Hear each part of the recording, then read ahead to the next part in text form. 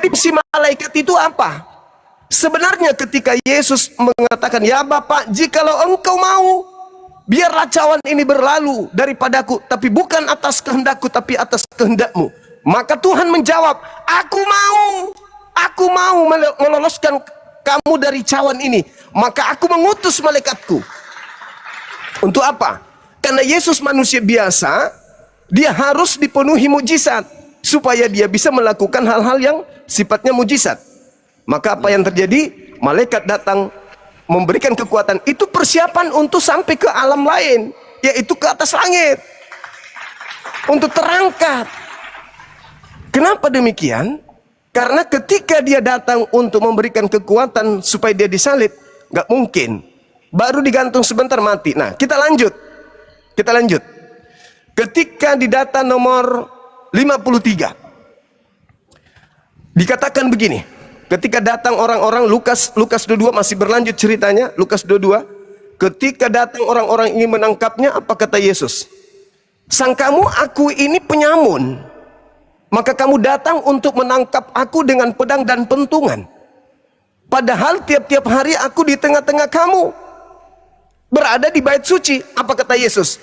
Dan kamu tidak menangkap aku. Tetapi, coba digaris bawahi bang itu. Tetapi inilah saat kamu, inilah kuasa kegelapan itu. Jadi ada kuasa kegelapan yang datang kemudian untuk menangkap Yesus, dan namanya kuasa kegelapan. Dia akan berkuasa, segala-galanya mau berkuasa. Artinya setelah kuasa kegelapan itu datang, Yesus diamankan ke langit. Kita buktikan data berikutnya. Kita lihat di data 67. Apa yang dikatakan di sana? Ketika ditanya oleh orang, jikalau engkau adalah Mesias. Ini sudah ditangkap ini, sudah ada oknum yang dikira Yesus nih, udah ditangkap. Jikalau engkau adalah Mesias, katakanlah kepada kami. Pertanyaan saya kepada Bang Dehe, kira-kira orang-orang yang bertanya kepada oknum yang ditangkap ini sudah yakin ini Yesus atau masih ragu? Masih ragu.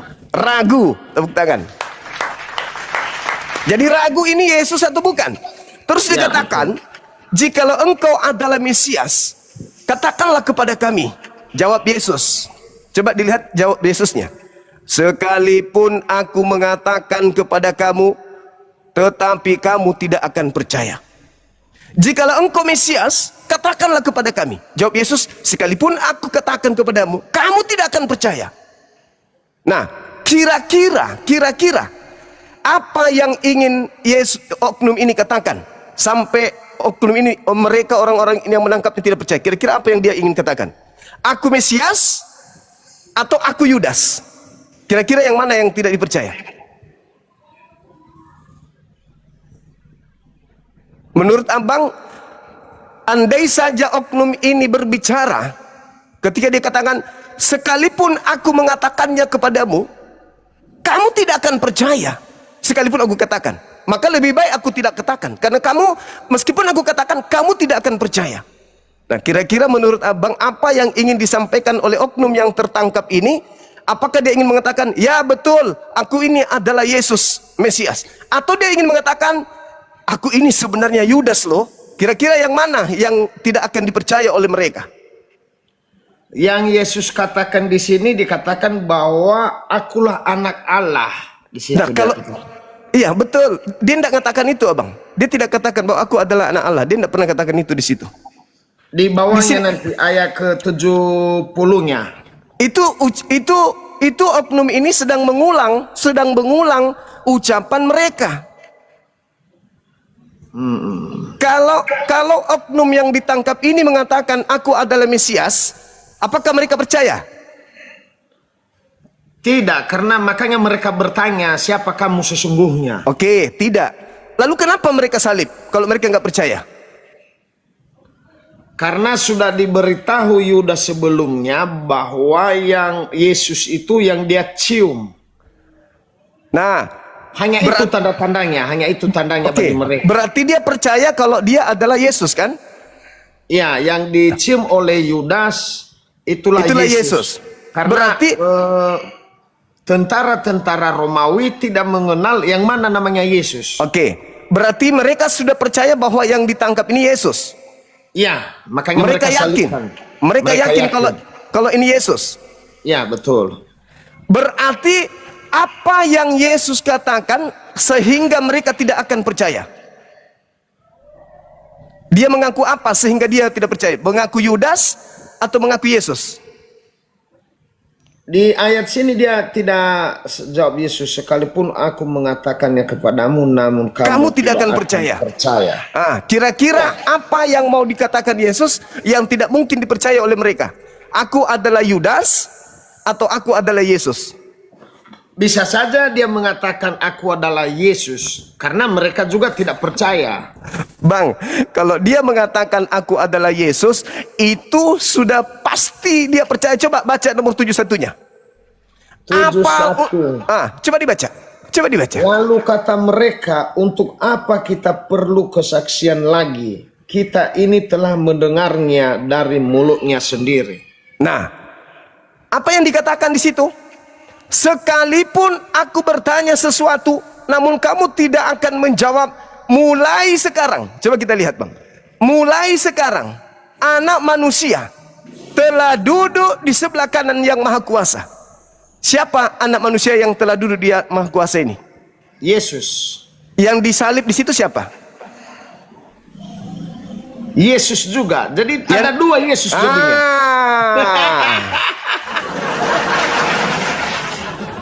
Iya. Ada dua Yesus. Makanya abangku, sebenarnya ketika dia mengatakan, sekalipun aku mengatakannya kepada kamu, namun kamu tidak akan percaya bahwa sebenarnya aku ini adalah Yudas. Pasti akan mengatakan, tidak mungkin kamu Yudas, sebab Yudas sudah kau yang dicium sama Yudas. Tidak mungkin kamu Yudas. Enggak, aku ini adalah Yudas loh. Tidak, kau pasti Yesus. Aku Yudas. Tetapi mereka tetap akan ngotot bahwa itu adalah Yesus. Meskipun aku berkata aku Yudas, padahal aku sudah bilang, mulai sekarang Yesus sudah duduk di atas loh. Aku ini Yudas. Iya, di ayat 69 Yesus mengatakan, mulai sekarang anak manusia sudah duduk di sebelah kanan Allah yang maha kuasa. Siapa Jadi itu? sudah terangkat ke surga. Berarti yang disalib ini siapa?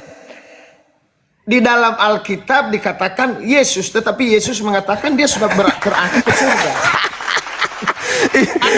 Ada dua Yesus. Menurut abangku, yang terangkat naik Yesus asli atau yang palsu? Kalau dari kita lihat dari perkataan ini, Yesuslah yang terangkat. Karena Yesus sendiri yang berbicara. Berarti yang disalib ini siapa? Bisa saja orang lain. Subhanallah. Makanya di Markus 16 abang, Markus 16 nomor 12 dikatakan apa? Lalu Yesus menampakkan diri kepada kedua muridnya dalam rupa yang lain. Sudah bukan Yesus ini bukan Yesus. Yang disalib dan yang disembah oleh saudara Kristen itu berdasarkan data ini bukan Yesus. Masa, apakah engkau Mesias? Apakah engkau Mesias? Mulai sekarang Mesias sudah duduk di atas. Loh, iya. Berarti aku ini bukan Mesias.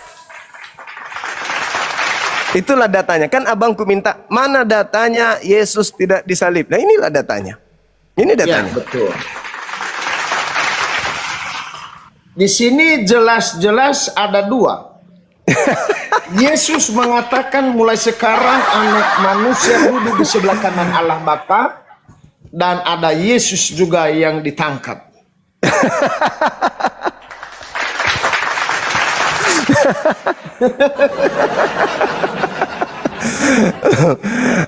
Nah, kita mundur ke belakang, tragedi penangkapan.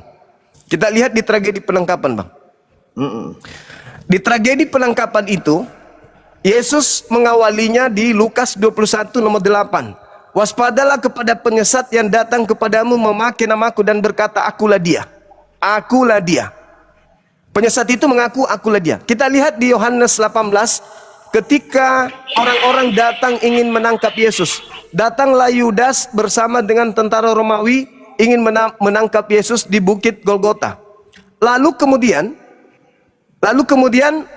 Yudas dan tentara Romawi ini bertanya kepada oknum yang disangka Yesus. Apa katanya?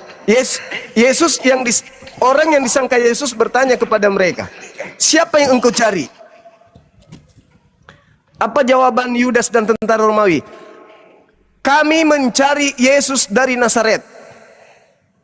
Oknum itu mengatakan apa, Bang? Akulah dia. Iya. Iya kan? Iya, betul. Nah, seandainya itu adalah Yesus, maka ketika dia bertanya, siapa yang engkau cari? Maka Yudas dan tentara Romawi akan berkata, engkau yang aku cari, engkau. Tapi malah mereka mengatakan, kami mencari Yesus dari Nazaret. Berarti mereka tidak mengenal oknum tersebut. Tidak. Mereka tidak mengenal Yesus. Tidak mengenal. Oke, tidak mengenal. Nah, sekarang kita masuk ke Markus 14 nomor 50, nomor 51, 52. Ketika penangkapan, Bang, semua nomor 50-nya, semua murid Yesus lari meninggalkan Yesus. Betul? Betul. Oke. Berarti di sana tinggal ada dua, Bang. Ada Yudas dan ada Yesus. Iya. Bersama dengan tentara Romawi. Karena ke-11 murid sudah lari kan? Ada yang lari ini tidak tahu nih. Ada seorang muda yang pada waktu itu hanya memakai sehelai kain lenan untuk menutup badannya, mengikuti dia. Mereka hendak menangkapnya. Nah, ini siapa anak muda ini nih? Nah, kan tadi 11 murid sudah lari. Ya, betul. Sudah lari di sini di dalam. Tinggal Yesus dengan Yudas. Yudas, ya betul. Kira-kira yang mana yang bakal lari di situ menurut Abang? Yesus atau Yudas yang lari? Tetapi ia melepaskan kainnya dan lari dengan telanjang. Saya nggak tahu nih yang lari yang telanjang ini. Nah, sekarang begini analoginya. Analoginya sederhana, Bang. Apa alasan Yudas lari? Kalau Yudas?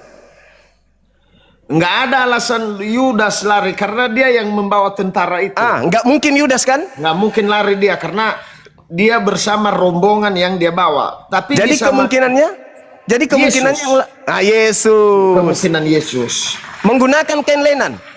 Iya, menggunakan kain lenan itu memang Yesus juga. Yohanes 13 nomor 4. Yesus menanggalkan jubahnya lalu menggunakan kain lenan. Ya, betul. Berarti yang lari menyelamatkan diri adalah Yesus. Bisa saja kita duga Yesus. berarti yang disalib. Berarti yang ditangkap Yudas. Makanya tadi dia mengatakan bahwa mulai sekarang anak manusia sudah duduk di atas. Iya, kalau kita lihat dari Lukas tadi, Yesus sudah terangkat ke surga.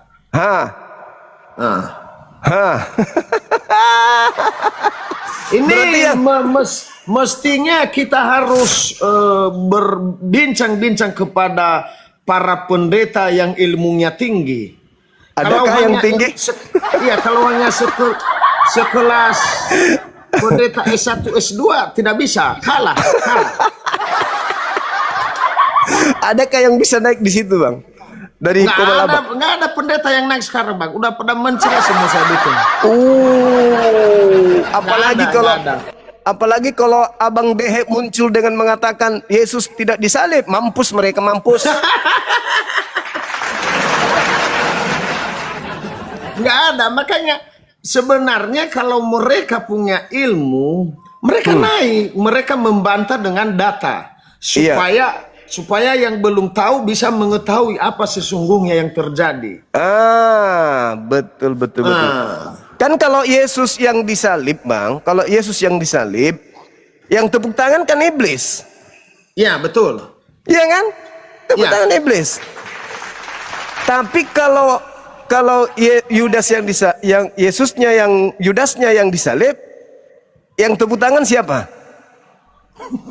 Iblis juga. Karena dia berhasil menyesatkan banyak orang. Iya, betul. Masalah generasi hancur sudah. Bisa Karena bisa berkurang perpuluhan ini. coba abang kita analisa bang ya. Kita analisa bang. Coba kita lihat di dalam Matius 4, Lukas 4. Yesus dicobai. Apa kata iblis bang? Segala kemegahan dunia dan kerajaannya akan kuberikan kepadamu Yesus. Ya. Bila engkau menyembah aku, sebab aku iblis berkuasa memberikan kepada siapapun yang aku kehendaki. Betul? Tertulis Ya, begitu? betul. Betul. Di data nomor 13-nya dikatakan, setelah iblis mencoba Yesus, iblis mundur karena tidak berhasil. Ya. Lalu keterangannya di situ, lalu menunggu waktu yang tepat. Nah, waktu yang tepat itu kapan? Pada saat orang-orang berkongko-kongko ingin membunuh Yesus yang asli, Yesus diselamatkan oleh Bapa, yang menggantikannya inilah yang dimanfaatkan oleh sibilisisis. Apa buktinya? Apa buktinya bang? Coba lihat ketika dia keluar dari kubur. Makhluk itu, apa katanya? Kepadaku telah diberi kuasa, baik di angkasa raya, langit, surga maupun di bumi. Betul? Betul. Tadi yang menjanjikan kuasa itu siapa bang? Allah Bapa. Bukan. Yang menjanjikan kepada Yesus tadi siapa? Oh, itu iblis tadinya. Iblis. Kalau Yesus, Yohanes 5:30, aku tidak dapat berbuat apa-apa dari diriku sendiri. Tapi iblis mengatakan, jikalau engkau menyembah aku Yesus, segala kuasa langit dan bumi akan aku berikan kepadamu. Yesus menolak. Yesus mundur, menunggu waktu yang tepat. Nah, pengganti daripada Yesus diberi kuasa. Makanya begitu keluar dari kubur, apa katanya? Kepadaku telah diberi kuasa, baik di surga maupun di langit. Pergilah ke seluruh dunia, jadikanlah seluruh bangsa menjadi pengikutku. Jadi yang mereka ikuti selama ini hanya mereka yang bisa jawab, karena Yesus tidak pernah mengajarkan ibadah minggu, menyembah dirinya di hari Minggu. Bapa Elohim tidak pernah mengajarkan juga Bani Israel untuk ibadah minggu. Iya. Itulah yang terjadi hari ini. Begitu, saudaraku. Bang Mantap penginjilannya, lebih mantap daripada seorang pendeta.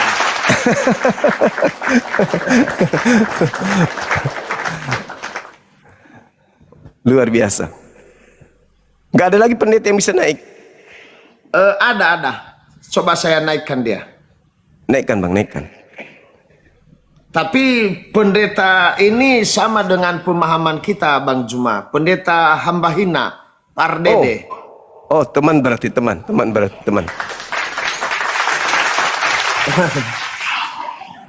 Bentar lagi. Tambah umur, tambah rusak paru-paru. Ya, selamat sore Pak Pendeta. Turun dia. Cari yang ini bang, yang kayak Esra Soru. Nggak mau dia ya. Iya, kita coba yang ini Bang. Bisa mengerti nggak dia ini?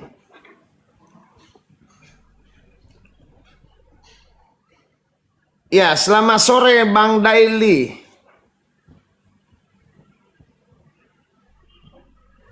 Oh, pada takut Bang, nggak ada yang berani. Ada Om R nih, Om R, silakan Om R, mana ada punya tanggapan, silakan dari Guru Juma ini. Ya, makasih Pak Pendeta Dehe.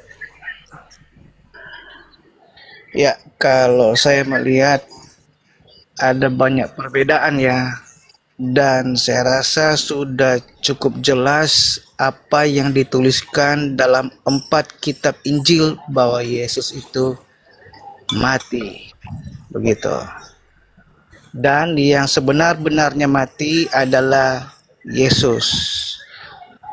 Dan kita tahu bersama penulis Injil itu bukanlah orang yang dibenci teman-teman kita, yaitu Paulus, tetapi penulis Injil itu beda orangnya. Jadi sudah sangat jelas untuk kita pegang 4 Injil itu sangat berkualitas dan sangat-sangat tidak ada keraguan gitu dalam penulisan 4 Injil itu. Jadi dalam kematian Yesus itu kalau dibilang tadi macam itu ada keinginan dari orang atau iblis begitu. Itu memang karena iblis keinginannya membunuh, tetapi kehendak Allah itu jadi berbeda kehendak dan keinginan. Kehendak itu daripada Allah, tapi keinginan itu daripada iblis. Begitu. Jadi walaupun kelihatan sama kedua kata ini tetapi berbeda ya. Jadi kehendak Allah itu bahwa Yesus lahir untuk menyelamatkan kita. Dan kematian Yesus itu memang esensinya atau pada dasarnya iblis itu adalah membunuh. Jadi memang itu sudah tugasnya untuk membunuh. Begitu ya. Jadi keinginan manusia atau tentara Romawi dan keinginan iblis membunuh. Tetapi kehendak Allah itu terlebih dulu. Kehendak Allah itu memang harus tergenapi untuk suatu karya. Silakan, cuma itu. Ya, selamat sore Pak Pendeta Hamba Hina.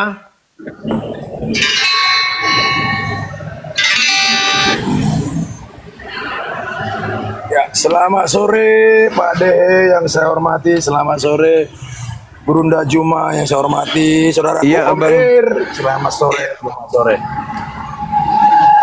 Ya, perjalanan. Selamat sore Pak Robin. Ya, jadi kita semakin paham ya, semakin luar biasa. Jadi kalau penyaliban itu benar, itu rencana iblis. Ya, karena apa? Karena Bapa itu tidak menginginkan Yesus untuk disalib. Nah, seperti dikatakan KR tadi, itu keinginan iblis. Supaya apa? Supaya kebenaran jangan lagi disalurkan di dalam dunia ini. Betul. Tapi iblis lupa. Kenapa iblis? Ya, karena kebenaran itu, karena apa? Firman-Nya berkata kan dia nggak pernah mati. Seperti dikatakan Gunda tadi, dia nggak pernah mati. Yesus itu nggak pernah mati. Namanya anak yang dikasih oleh Bapa, ya, secara ruh, ya bukan secara jasmani ya. Jadi dia adalah utusan daripada Maha Pencipta. Jadi untuk masuk surga itu nggak harus menumpahkan darah, nggak harus disalib. Contoh siapa yang nggak pernah disalib, tapi dia masuk surga? Henok, Elia, apakah pernah harus menumpahkan darah? Kan tidak. Dia cukup hanya berteman karib dengan Maha Pencipta. Dia cukup dengan apa? Dengan bertobat dengan Maha Pencipta, kan dia masuk surga. Itu nggak harus penumpang darah, itu hanya statement iblis. Supaya apa? Banyak jadi pengikut iblis. Ya, jadi itu jelas. Karena dikatakan dalam Mazmur itu, Yesus nggak pernah mati. Bahkan dia dihajar dengan kerasnya. Tapi dia tidak diserahkan kepada maut. Itu dalam Mazmur 118 ayat yang ke-17 sampai 18. Itu kan jelas di sana. Maka itu benar sekali dikatakan Yesus nggak pernah mati. Kalau dikatakan yang penyaliban itu diserupakan, ya memang sah-sah saja. Namanya yang Maha Kuasa. Maha Kuasa kan bisa berbuat apa saja. Yang penting Yesus nggak akan pernah dikalahkan oleh maut. Yang penting kan Yesus nggak pernah jadi mati. Jadi kalau kita mengimani Yesus mati, Yesus disalib, sama aja kita mengimani kehendak iblis. Apa gunanya? Betul. Ya. Jadi yang menjadi kehendak iblis. Tapi imanilah kehendak apa yang menjadi kehendak daripada Bapa itu. Karena dikatakan, aku tidak akan pernah berubah. Dulu, sekarang, sampai selama-lamanya. Jadi kalau kita katakan dia mati, berarti berubah dong. Kan begitu saudara. Jadi ini yang perlu kita jabarkan. Benar Pak Gurunda Jumaha. Jadi banyak saudara-saudara saya. Makanya saya sekarang banyak dicekam oleh saudara-saudara saya sendiri. Karena itu Gurunda Jumaha itu jelas. Yang menjadi musuh daripada kami kekristenan. Bukan dari saudara kami muslim. Tapi dari Kristen itu sendiri. Di mana dalilnya ada? Matius 10 ayat 36. Tolong dibaca Pak De. Itu jelas. Ya. Jadi musuh yang sesungguhnya itu adalah dari diri sendiri. Contoh seperti Yesus. Dari manakah musuhnya? Kan dari murid-muridnya. Dari kalangan dia sendiri. dari kalangan bangsanya seperti bangsa Israel atau Yahudi. Ketika dia menyampaikan kebenaran kepada bangsa Israel, apakah Yesus dipuji-puji? Enggak. Yesus diolok-olok, bahkan dikatakan dia kemasukan apa? Roh Beelzebul. Itu udah fakta. Jadi itu yang banyak sekarang terjadi. Makanya kenapa banyak memuji saya? Nggak apa-apa. Kenapa banyak membenci saya? Karena nggak apa-apa. Karena dikatakan dalam 1 Yohanes 3 ayat 15, orang yang membenci saudaranya tidak akan layak masuk surga dan tidak akan layak mendapat hidup kekal, tidak akan layak. Makanya kenapa ketika kita diskusi dengan saudara kita muslim, kebencian aja yang dia pakai. Sebenarnya saudara kita muslim luar biasa loh. Kita dikasih pencerahan. Justru mereka lebih banyak membaca Alkitab daripada kita yang memiliki Alkitab. Ini keliru, bahaya. Seperti Gurunda, luar biasa. Jadi penjelasannya, jadi siapa saja dipakai oleh Tuhan loh. Bukan hanya dari kalangan Kristen sendiri, justru dari kalangan yang lain yang menyampaikan kebenaran itu kepada kita. Ya luar biasa. Ini harus kita imanin. Ya, jadi untuk memberikan berkat itu bukan harus dari kalangan kita. Ya, dari orang lain juga bisa, saudara. Nah, seperti contohnya Gurunda Juma.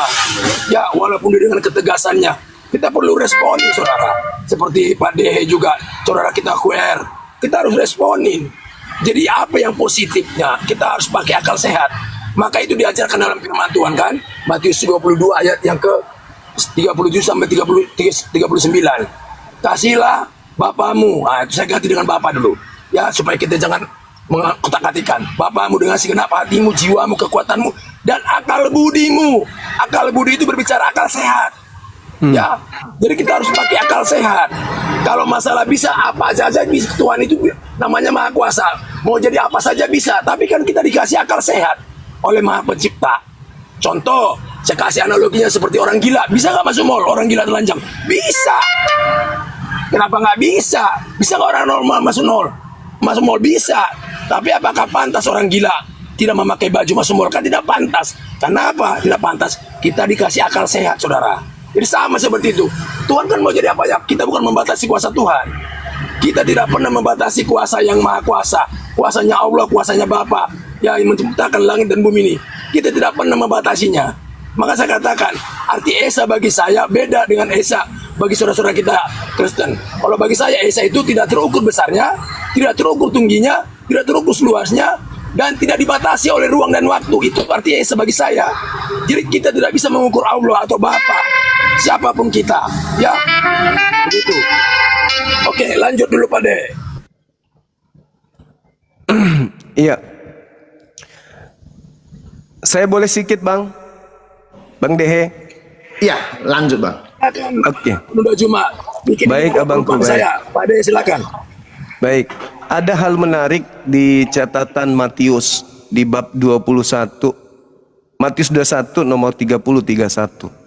Di situ Yesus terang-terangan mengatakan, "Aku Yesus berkata kepadamu bahwasanya sesungguhnya pemungut cukai dan perempuan sundal akan mendahului kamu masuk ke dalam surga." Jadi pemungut cukai, perempuan sundal mendahului kamu masuk ke surga. Apa sebabnya? Kenapa mereka lebih dulu masuk surga? Ternyata simpel. Hanya oleh karena mereka percaya kepada Yohanes Pembaptis. Hanya karena mereka percaya kepada Yohanes Pembaptis, maka pemungut cukai ini dan pesundal ini lebih dulu masuk surga. Sedangkan kalian tidak percaya kepada Yohanes Pembaptis, makanya kalian tidak masuk surga. Lebih dulu pemungut cukai daripada pesundal. Artinya bahwa tidak butuh penyaliban untuk masuk surga. Cukup percaya kepada utusan Tuhan yang datang kepada kita, maka kita percaya apa yang diajarkan. Tidak perlu ada salib menyalib. Karena yang mau menyalib itu hanya iblis. Iblislah yang menjadi bapakmu dan kamu mau melakukan keinginan bapakmu itu. Apa keinginan bapaknya? Iblis. Yang membunuh Yesus.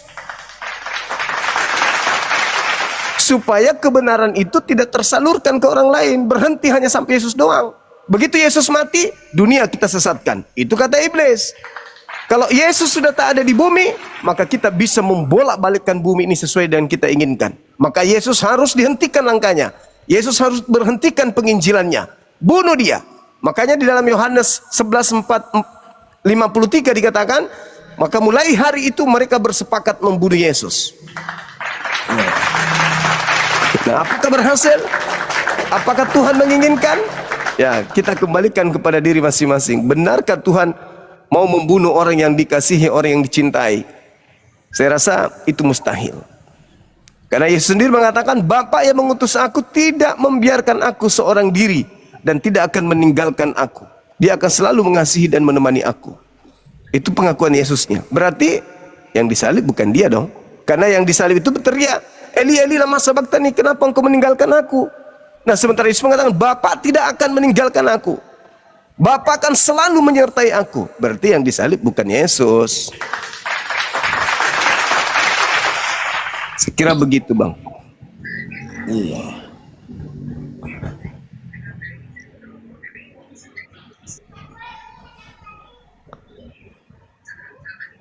Oke, Bang Dehe, saya kembali ke peraduan, Bang. Iya. Kembali ke markas. Siap, siap. Terima kasih sudah Terima kasih. mampir. Sama-sama. Semoga sehat selalu. Bang Abang Suma, juga. makasih Bang Suma ya sudah bisa Sama-sama. Sama-sama, Bang. Sama-sama. Salam kenal semuanya. Ya, Saya salam pamit. kenal Bang Suma. Siap. Salam kenal. Ya. Iya, iya, Bang. Oke, semangat sore. Mari.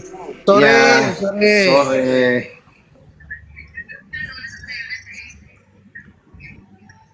Ini gimana caranya, Bang, untuk keluar? Ya, ini saya. Oke, sip. Oke, sedikit kita pansos tadi di Bang Dehe, teman-teman. Gak apa-apa toh, kita pansos sama teman kita sekali-sekali dong, gak masalah pun. Iya toh? Iya dong, gak apa-apa dong. Gak masalah. Gak ada pun ribut kalau kita pansos sama Bang Dehe. Silakan teman-teman dan muslim, masih ada waktu. Kalau ada yang tersakiti dengan ungkapan tadi atau materi yang saya sajikan tadi, silakan naik ke sini. Itulah yang diimani oleh orang-orang yang 2 kali lebih jahat daripada orang Farisi. Mereka sepakat utusan Tuhan yang suci, yaitu Yesus, mati dengan jalan kutuk.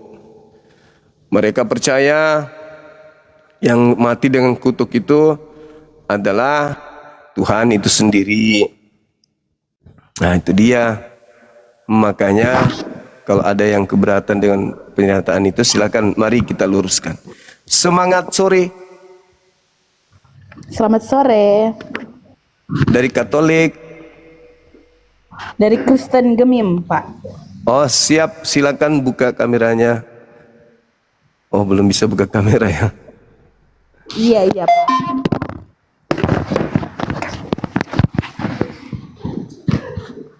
Oh, ini temannya ya? Iya. Wah, rame kali nih. Yang mana, Pak? Ini yang Kristen barusan. Protestan. Oh, Iya. enggak, bukan. Beda lagi. Iya, beda. Oh iya. Pesan khusus, ya, saudara Kristen Protestan. Oh, Protestan. Silakan buka kamera, Bang. Ya sebentar bang. Oke. Silakan. Saudara Protestan, silakan.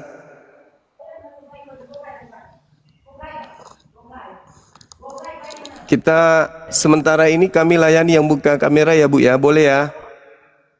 Iya, enggak apa-apa, Pak. Monggo. Ya, makasih Ibu. Salam kenal. Nanti kalau udah bisa buka kamera, silakan ajukan permintaan ke kami. Silakan. Kristen Protestan, silakan Bang. Halo. Buka kameranya, Bang. Halo.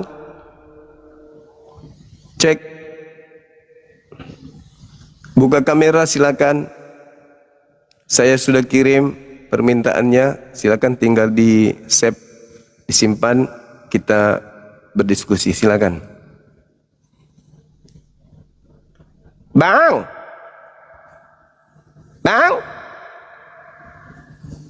Hey.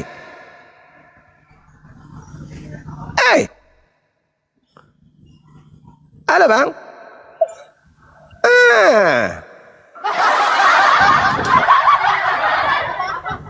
Nyalain lampu dulu sayang. Sebelah sini. Bukan. Bukan juga. Matikan yang lain. Oke, sip. Thank you. Halo. Sorong Asri. Wah, ini. Halo. Maaf abang, maaf Pak. Iya, ada yang seorang dari bawah. Maaf. Siap, makasih ya Bang Asri. Thank you Bang Asri. Salam kenal Bang. Sehat selalu. Bupati. Halo.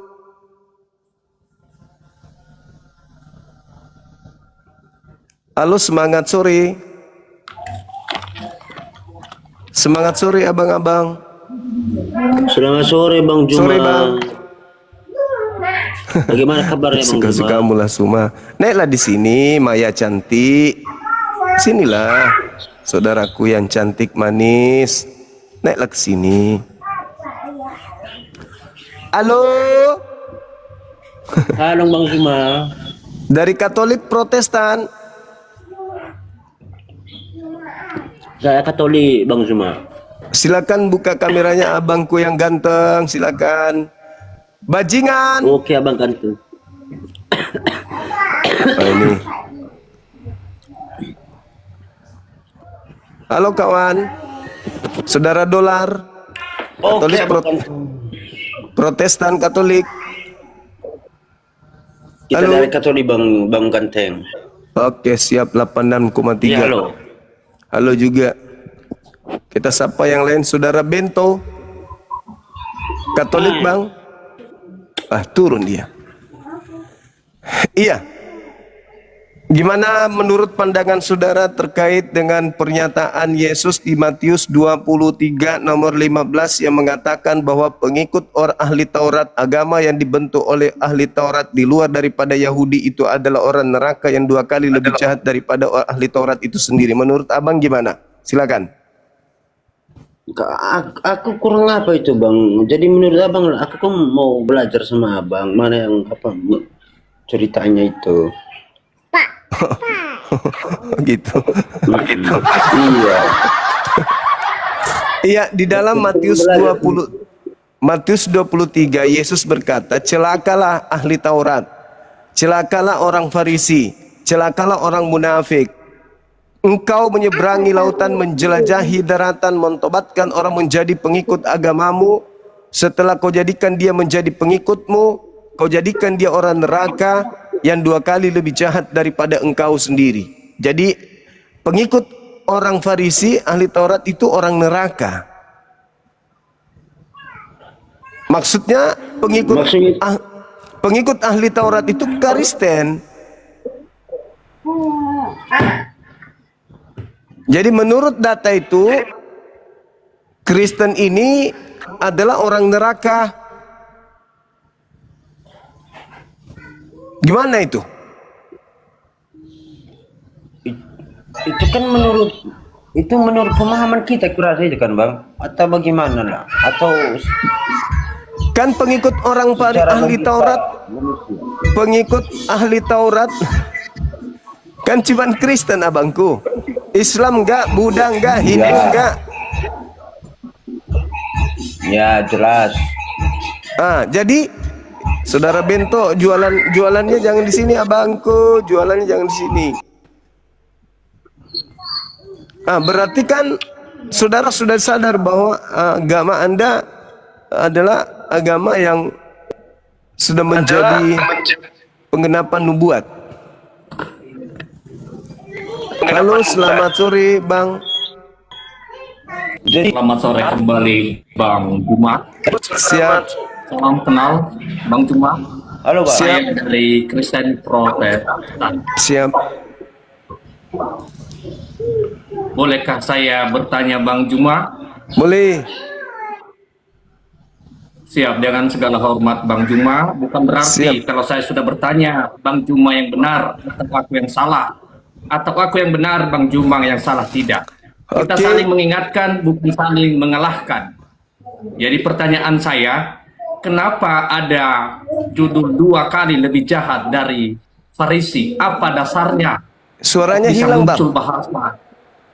Suara. Siap Bang Juma? Siap. Suara abang hilang. Siap Bang Juma? Di mana? Iya. Iya, boleh diulang? Siap Bang Juma. Siap salah Bang Juma. Saya hanya bertanya Bang Juma, izin. Siap. Kenapa ada judul 2 kali lebih jahat Hilang dari... lagi suaranya. Waduh. Setiap kali abang ingin bertanya, suara selalu hilang. Suara Ya. abang hilang. Gimana Bang Juma? Sudah normal? Nggak ada suara.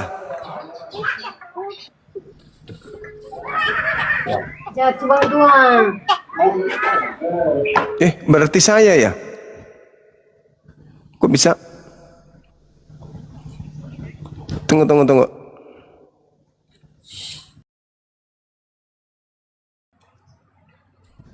Cek. Coba bang. Siap. Ada Bang Juma, suara Bang Juma jelas. Loh, kok saya nggak ada? Kok sama saya nggak ada? Suara Bang Juma Bang, kemarin jelas ada. Saya coba ini ya, nanti minta permintaan lagi.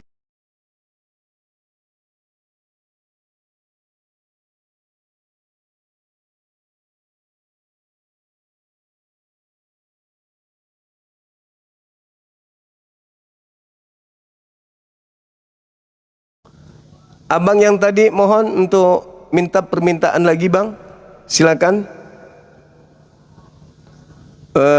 Tidak ada suara tadi dari saya, itu nggak ada, di tempat saya nggak ada.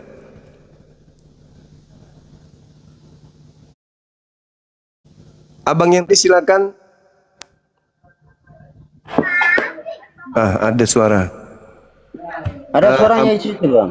Ada, tadi sempat nggak ada. Oh iya ya.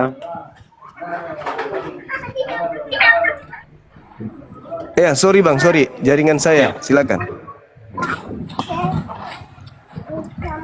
Siap Bang Juma. Selamat Silakan. sore Bang Juma. Salam Sore, dengan Bang, segala sore. hormat Bang Juma. Oke, Bolehkah saya bertanya, izin Boleh. Bang Juma? boleh. Bukan berarti setelah saya bertanya Bang Juma benar atau aku yang salah, atau aku yang benar Bang Juma yang salah. Oke. Saling mengingatkan, bukan saling mengalahkan. Pertanyaan saya Bang Juma, kenapa ada judul 2 kali lebih jahat dari Farisi? Iya,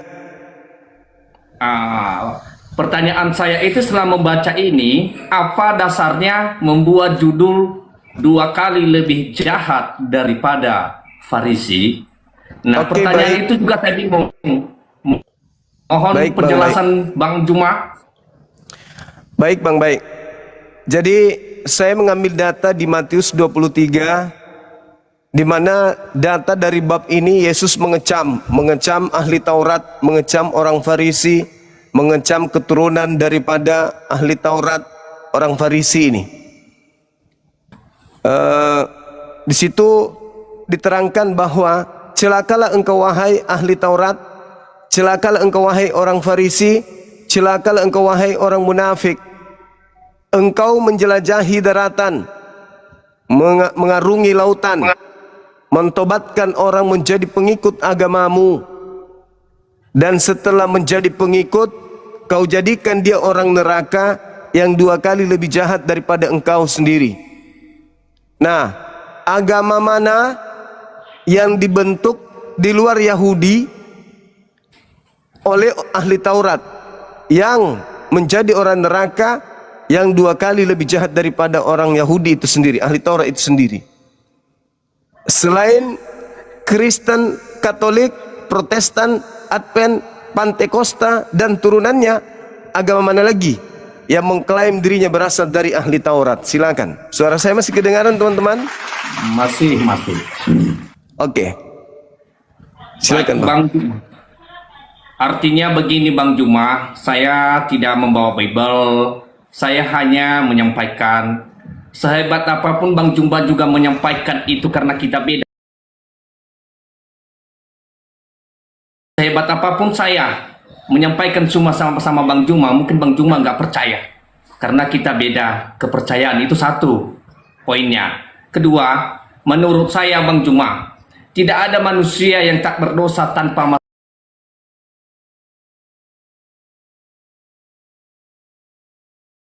di dunia ini. Saya pikir mereka tidak perlu lagi datang ke gereja, mereka tidak perlu lagi untuk mengimani dengan keyakinan mereka. Jadi saya hanya bertanya tadi Bang Juma, kenapa ada judulnya 2 kali lebih jahat? Mohon izin Bang Juma, saya memang orang banyak dosa. Saya istrinya 3 dan saya beragama Kristen. Ya, makanya saya bertanya karena judul itu tadi saya tengok dan saya baca, apa yang lebih jahat lagi ini manusia ini? Kok bisa 2 kali lebih jahat? Seperti apa sih kejahatan yang dia buat itu kok 2 kali? Begitu tadi pertanyaan saya Bang Juma. Mohon maaf yang Bang Juma ya. Artinya saya juga belajar dari judulnya ini. Belajar itu adalah dari yang tidak tahu menjadi tahu. Saya juga kepengen tahu judulnya ini maknanya apa sih? Tujuannya apa sih? Iya. Saya orang berdosa Bang Juma, jujur. Saya tidak pernah membeda-bedakan itu agama. Oke, Cuman baik. saya hanya bertanya dengan judul Bang Juma. Saya tidak pandai dengan Bible. Saya tidak ada gelar dengan pendeta. Dan saya juga tidak punya gelar dengan pengikut-pengikut gereja. Saya hanya manusia biasa. Begitu Bang Juma. Oke, baik. Ya. Jadi Mohon kenapa pencerahan Bang dikatakan Juma. siap? Kenapa dikatakan 2 kali lebih jahat dan kenapa dikatakan adalah orang neraka? Yang pertama, ketika Taurat datang kepada mereka, Taurat itu dikatakan sudah tidak berlaku lagi dan dikatakan tidak ada kebenaran di dalamnya. Yang kedua, mereka dikatakan 2 kali lebih jahat karena mereka mengatakan bahwa Tuhan langit dan bumi turun ke bumi mengambil rupa manusia, berupa bayi, lalu kemudian besar dibunuh oleh manusia. Yang ketiga, disebabkan karena seluruh hukum-hukum Tuhan dirubahnya. Dan yang keempat, mereka mengatakan diri mereka bukan lagi hamba Tuhan, tetapi mereka mengatakan diri mereka sebagai anak-anak Tuhan. Inilah kenapa disebut 2 kali lebih jahat daripada orang Farisi ahli Taurat. Karena ahli Taurat itu kejahatannya cuma 1. Apa kejahatan ahli Taurat? Mereka tidak menjalankan isi daripada Taurat. Itu aja kejahatannya. Tetapi mereka tidak menyembah selain daripada Tuhannya Abraham, Ishak dan Yakub. Sedangkan pengikutnya yang mereka bentuk di luar agama mereka, pengikutnya mengatakan bahwa selain mereka tidak menjalankan lagi Taurat, mereka juga mengobrak-abrik isinya dan menggantikannya dengan yang mereka sebut perjanjian baru. Sehingga lahirlah konsep Tuhan turun ke bumi menjadi manusia. Padahal di Taurat itu tak ada. Itulah kenapa mereka dikatakan 2 kali lebih jahat daripada ahli Taurat. Sejahat-jahatnya ahli Taurat, mereka tidak pernah menggantikan kemuliaan Tuhan mereka dengan menyembah manusia. Itu nggak pernah. Tidak pernah mereka berkongkok-kongkok mempersembahkan manusia untuk mereka bunuh untuk kepada Tuhan mereka. Nggak pernah. Tetapi pengikutnya atau agama yang mereka buat memiliki konsep bahwa Tuhan turun ke bumi, mati untuk nebus dosa-dosa manusia. Itulah yang menyebabkan kenapa dikatakan oleh Yesus, pengikut ahli Taurat 2 kali lebih jahat daripada ahli Taurat itu sendiri. Itu kata Yesus, bukan kata saya, Bang. Silakan. Ya. Baik Bang Juma, menurut saya juga Bang Juma, ini kan versi saya Bang Juma ya. Ini versi di luar Bible, ini versi saya. Saya tidak menganggap, pernah menganggap Tuhan itu Yesus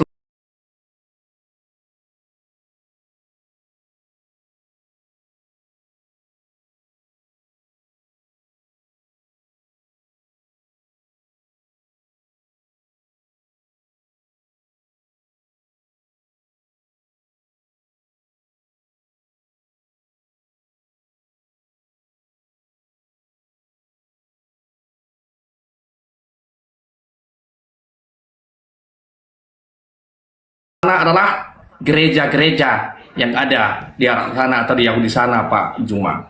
Makanya tadi saya bertanya, memang tadi sudah saya sampaikan Bang Juma, saya orang ingin belajar dari yang tidak tahu menjadi tahu. Saya juga selalu bertanya kepada yang tua, bernasihat kepada yang muda. Kenapa saya bisa begitu? Saya juga sadar kalau saya memang orang banyak dosa. Tapi kenapa ada yang lebih banyak dosa lagi 2 kali lebih jahat? Kan itunya pertanyaan saya Bang Juma. Setelah saya dapat penjelasan sama Bang Juma, ya mungkin itu kan penjelasan versi dari Bang Juma. Dan ini mungkin versi saya menerima penjelasan dari Bang Juma dengan senang hati. Supaya saya juga tidak penasaran dengan judul yang sudah kasih oleh Bang Juma di atas. Terima kasih banyak Bang Juma atas saran dan petunjuk yang Bang Juma berikan kepada saya. Baik. Nah, salah satu akibatnya kenapa kemudian mereka disebut 2 kali lebih jahat, seperti yang barusan abang terangkan tentang konsep iman abang. Nanti dia Tuhan setelah dia terangkat ke langit. Artinya bahwa Tuhan itu pernah menjadi bukan Tuhan. Sedangkan yang disebut Tuhan itu kekal, tidak pernah berhenti menjadi Tuhan. Nah, kalau Anda mengatakan ketika Yesus di bumi dia bukan Tuhan, berarti dia berhenti jadi Tuhan. Nanti terangkat baru Tuhan lagi. Itulah kenapa disebut 2 kali lebih jahat. Karena orang Yahudi tidak pernah memiliki konsep begitu. Tuhan berhenti jadi Tuhan. Tuhan turun ke bumi berhenti, stop jadi Tuhan. Selama berpuluh tahun tidak jadi Tuhan. Nanti terangkat lagi ke atas baru jadi Tuhan lagi. Itu tidak dianut oleh orang Yahudi. Maka dia cuma 1 kali kejahatannya saja, yaitu tidak menjalankan hukum yang telah datang kepada mereka. Tetapi mereka tidak pernah merubah Tuhan turun ke bumi menjadi bukan Tuhan. Nah, pengikutnya, agama yang dibuat oleh mereka mengajarkan bahwa Tuhan pernah turun ke bumi menjadi natur manusia dan natur Tuhan. Natur bukan manusia dan natur Tuhan. Bukan manusia, bukan Tuhan dan adalah manusia. 100% manusia, 100% Tuhan. Seutuhnya manusia, seutuhnya Tuhan.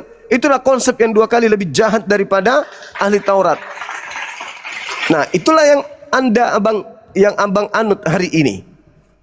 Yang Baik, abang Bang jelaskan tadi itu adalah separuh dari Kristen, bahkan hampir seluruhnya memiliki konsep seperti itu. Kenapa Yesus mati? Karena itu sisi kemanusiaannya. Tetapi kan dia bangkit menjadi Tuhan lagi. Itulah yang disebut 2 kali lebih jahat. Siap Bang Juma. Saya paham Bang Juma. Dengan penjelasan dari Bang Juma, saya juga minta terima kasih banyak. Hanya saja saya menyampaikan demikian Bang Juma. Sehebat apapun juga Bang Juma menyampaikan dengan versi dari agama Islam ke agama Kristen, aku yakin bahasanya tidak 100% juga akan mengerti dengan agama Kristen dengan penjelasan versi dari agama Islam. Dan seperti itu juga sebaliknya. Sehebat apapun agama Kristen menjelaskan dengan agama Islam, aku yakin juga tidak akan percaya dengan 90% aja pun susah.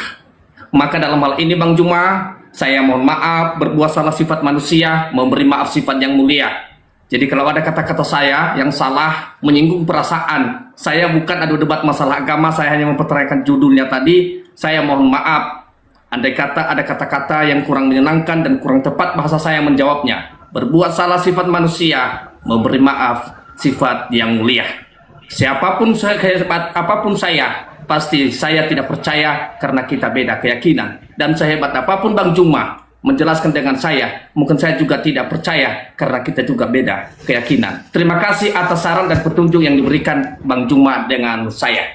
Saya selalu bertanya dan dengan segala hormat sama Bang Juma. Terima kasih. Oke, makasih abangku. Salam kenal ya Bang ya. Salam kenal kembali Bang Juma. Oke, izin saya turunkan Bang, boleh? Siap Bang Juma. Oke, makasih. Jadi abang ini luar biasa. Saya salut, saya aplaus dulu kepada abang. Waktu kemarin itu saya di mana, di Malang. Saya masuk di salah satu tempat wisata. Di situ saya ketemu monyetnya lucu, malah dikasih pakai baju gitu, kasih pakai baju, terus ada tali-talinya kan. Sempat aku mainin. Terus saya kasih roti donat Bang. Saya setengah mati menjelaskan, nyet, ini donat, enak daripada elu makan jagung basi. Apa kata monyetnya? Meskipun Bang Suma menjelaskan donat itu enak, tapi karena saya adalah monyet, saya tidak akan percaya. Saya lebih percaya kepada apa yang kuyakini. Ini dedak lebih enak, kata monyet itu. Aku jelaskan, habis itu kasih apel lagi. Ini mau nggak? Langsung diambilnya. Aku kasih lagi, kemudian dia tolak lagi. Ternyata si monyet ini hanya bisa menerima jika nyaman bagi dirinya. Jadi yang tidak nyaman, enggak, aku enggak yakin ini enak. Dikasih ayam, yang masih berasap, masih panas, hangat lagi. Aku kasih lagi nasi, nggak mau dimakannya. Katanya, apapun yang abang sampaikan kepada aku nggak akan percaya. Apa yang aku yakini itulah yang benar. Itulah yang benar, kata si monyet. Maka saya yang salah, karena saya telah memberikan sesuatu kepada monyet. Makanya Yesus mengatakan apa kepada muridnya? Jangan kau berikan mutiara, jangan kau berikan barang kudus kepada, karena dia akan hanya memijatnya. Jadi Anda boleh mengatakan saya salah, saya benar, tapi tetap saja Anda tidak akan terima. Anda akan tetap ngotot pada pendirian saudara. Saya hargai. Tetapi ingat, akal yang ada pada Anda dengan akal yang ada pada saya itu sama. Gak ada bedanya. Cuman ada yang berfungsi, ada yang tidak berfungsi. Anda mengatakan agama Anda benar, saya pun mengatakan agama saya benar. Lalu bagaimana menentukan kebenaran hakiki? Kebenaran yang sesungguhnya? Akal. Nih, ini yang menentukan nih, akal. Akal yang menentukan kebenaran yang sesungguhnya. Bukan keyakinan kita, tapi akal. Orang boleh yakin ini adalah motor. Boleh. Boleh yakin ini motor. Silakan Anda yakin ini motor. Saya yakin itu motor, Bang Suma. Silakan Anda yakin ini pisang, ini durian, silakan. Tetapi secara akal, ini adalah HP. Ini bukan durian, ini bukan pisang. Tapi kalau Anda ingin meyakini pisang, silakan aja. Ada gangguan berarti pada diri Anda. Jadi kebenaran itu adalah benar. Kebenaran namanya kebenaran pasti benar. Tidak bisa akal-akalan. Tidak boleh kemudian hanya berlandaskan keyakinan, kepercayaan tanpa ditelaah oleh logisme, tanpa ditelaah oleh akal sehat. Jadi kalau orang Kristen mengatakan kamilah agama Kristen yang benar, Islam juga mengatakan kamilah agama Islam yang paling benar. Apa cara mengujinya? Karena tidak mungkin dua-duanya benar. Pasti ada yang salah satunya salah. Lalu apa cara mengujinya? Akal. Coba menurut akal, bisa tidak Tuhan mati dibunuh manusia? Menurut akal? Ya nggak bisa. Bisa nggak manusia menurut akal melahirkan Tuhan? Ya nggak mungkin. Bisa nggak manusia seutuhnya, tetapi di waktu yang sama dia juga seutuhnya Tuhan? Ya nggak mungkin. Tapi kalau itu diimani, diyakini, dipercayai doang, ya bisa. Gitu saudara-saudaraku. Karena di sini sudah azan, udah maghrib, saatnya kita tutup dulu. Insya Allah habis Isya kita jumpa lagi teman-teman sekalian. Abang Christian ada yang ingin disampaikan? Oh, nggak ada lagi Bang kalau gitu, kalau memang mau dirungkat. Iya. Ada mungkin yang mau disampaikan dulu sebelum kita tutup? Ya nggak ada juga, sesuai dengan pertanyaan tadi Abang yang baru turun tadi ya, kenapa bisa ada tulisan Abang 2 kali lebih jahat dari Farisi? Itu kata Cuma Yesus. itu tadi pertanyaannya. Kata Yesus itu Bang, bukan kata saya. Dan sedul Abang itu yang saya pertanyakan. Iya. 2 kali lebih jahat dari Farisi, itu dalilnya ada di Matius 23 nomor 15. Agama yang dibangun Matius 20. Ya. 23 nomor 15.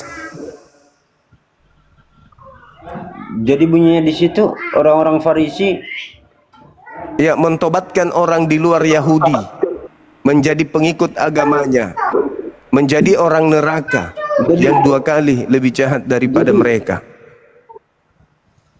Jadi yang ditobatkan orang-orang Farisi ini cuma tentang apa Bang? Cuma itu kan menjadi pengikutnya, intinya menjadi orang neraka. Menjadi orang neraka. Iya. Bukan menjadi orang baik. Bukan, menjadi orang neraka.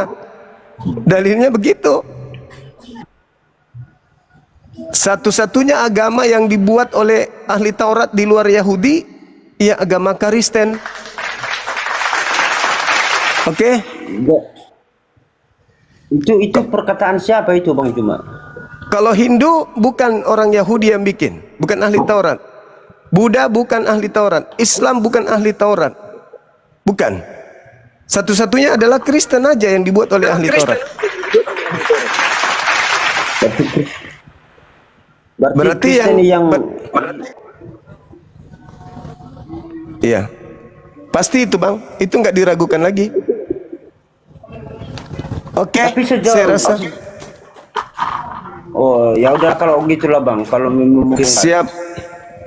Nanti kita lanjut lagi habis Isa, boleh ikut naik lagi ya. Oke. Oke teman-teman semuanya, kita maghrib dulu. Terima kasih saudara Christian Zal. Sampai jumpa sebentar habis Isa. Nanti jumpa lagi kita. Makasih udah hadir di sini dan buka kamera. Satu kemajuan meskipun saudara belum memberikan pernyataan yang berbobot, tapi paling tidak Anda lebih berani daripada yang lain. Gitu. Terima kasih sudah hadir. Teman-teman juga saya ucapkan banyak terima kasih yang sudah bergabung di sini. Sebentar habis Isya kita kumpul lagi ya. Mudah-mudahan saya cepat sampai di tempat, karena saya mau ke tempat suatu tempat. Karena pekerjaan di sana masih ada yang harus dituntaskan, kita harus sampai di sana. Nah, kalau udah sampai mungkin jam 8 kita langsung live. Ya teman-teman. Saya juga lagi sementara dengar kabar ini terkait adanya seorang murtadin yang meninggal dunia katanya. Na'udzubillah tsumma na'udzubillah. Kita berlindung kepada Allah dari mati dalam keadaan kufur. Na'udzubillah tsumma na'udzubillah.